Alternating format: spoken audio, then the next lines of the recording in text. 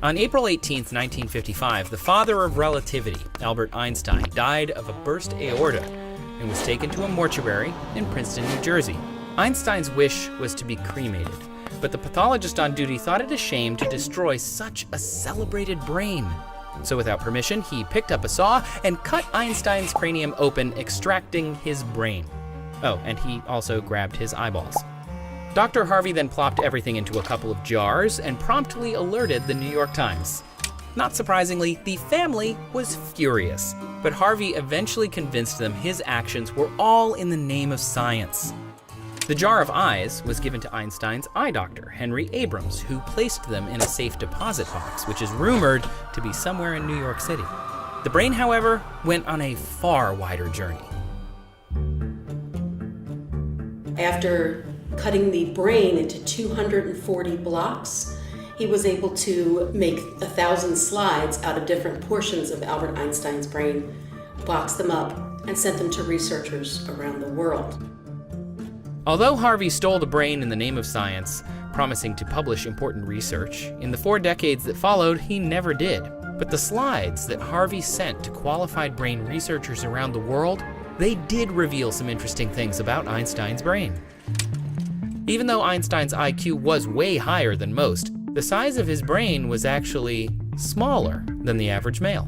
More significantly though, Einstein's inferior parietal region was about 15% larger than average. It's thought to be part of the brain that helps with language and mathematics.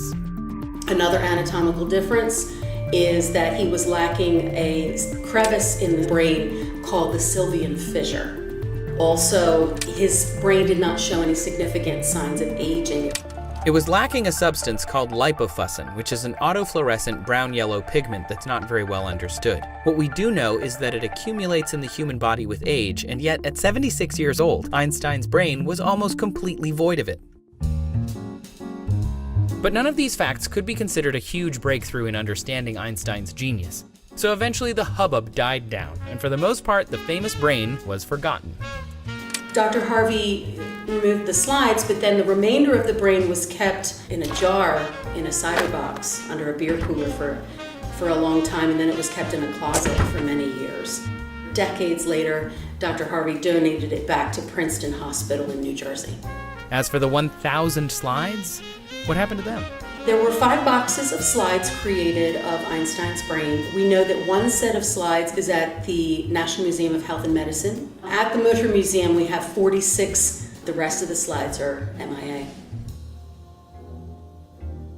There's no doubt that what Harvey did wasn't exactly ethical, and probably not in the name of science, but hopefully with modern technology and our developing knowledge of the human brain, secrets about Einstein's brain may finally be revealed, and its long journey from an Ivy League hospital to a beer cooler won't be for nothing. Thanks for watching Focal Point. If you're still wondering about Einstein's eyeballs, in the 90s there was this rumor that Michael Jackson wanted to buy them for $5 million, but Dr. Henry Abrams quickly denied that they were for sale. As far as we can tell, they're still in a safety deposit box somewhere. For more, please subscribe to the channel. Or if you want to see these episodes as they're released, head over to our Facebook watch page. The link is down in the description.